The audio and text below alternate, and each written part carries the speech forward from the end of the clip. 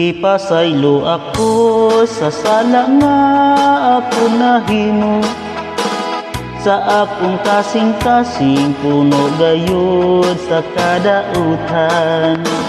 Apan ako karon gibagunan ni Jesus Kristo, bisyo mga kahilayan kini gibiyaan.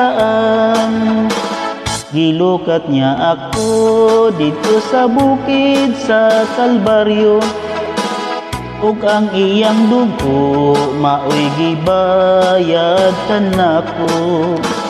Ang kinabuhi ko karon kanunay malipayon, tungod kay diha ni Kristo na batunan kong paglaom.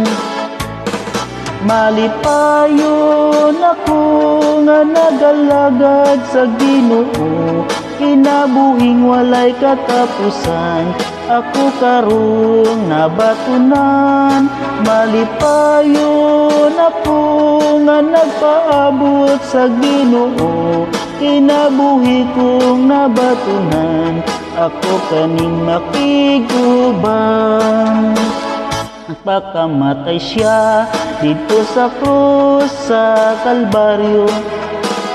Tanan nga mintuo kaliwatan man ni Kristo, magkinabuhi ko sa pulong sa atong Ginoo.